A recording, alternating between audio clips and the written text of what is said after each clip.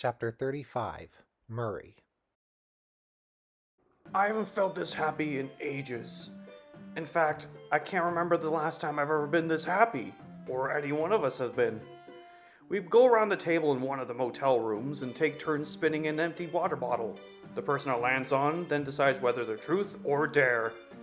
Bentley ends up getting the bottle first, and I dare him to burp as loud as possible. Thought it would be good remembering our lemonade bar days. The bottle then lands on Sly, and he decides to go for dare too. And he's dared by McSweeney to spin in place as fast as he can for 15 seconds.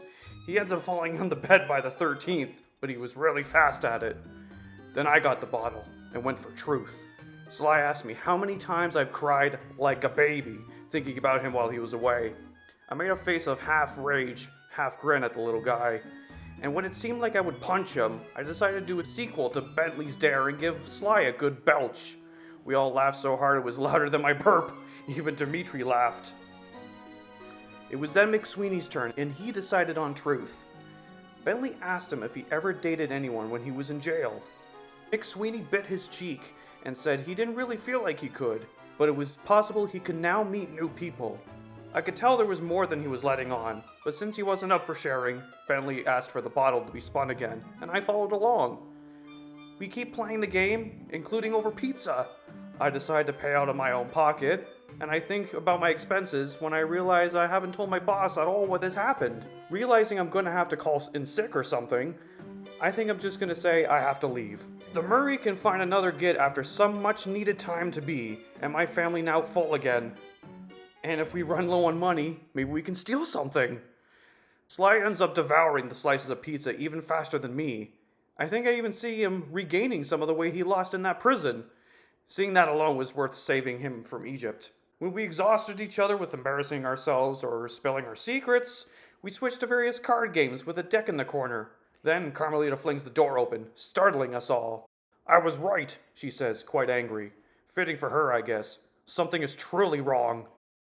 Carmelita doesn't even bother with some leftover pie we save for her, even though it looks like she hasn't eaten since we last saw her 7 hours ago, and she must have spent most of this time on the road. She immediately sits down on the bed and dares for us to change the subject or not listen to her. So I went to Heathrow and asked for Barclay about Raleigh. Barclay got all the prisoners to return to their cells, and we went over to Raleigh South. It was occupied. Really? Says Sly incredulously. By a rock, she adds, in his bed under some covers. Wait a minute, said McSweeney. You're telling me for the last 2.5 months, a prisoner was mistaken for a rock in his bed, and no one was the wiser. My guards always did more homework than that on me. Much, much more.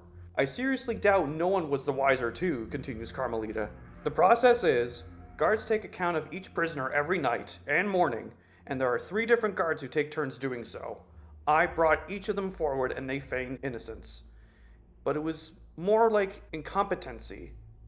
I read Raleigh's profile. I know he's very rich. I suspect he bribed guards to shut them up. Barclay fired each of them, and now he's going to be in a bad mood doing counts by himself. But that's not all we discovered. What? asked McSweeney. We have another escape. Someone else got away under the radar. Who? All 5 of us ask in unison. Carmelita sighs and looks over to McSweeney. One Branwell Matperson.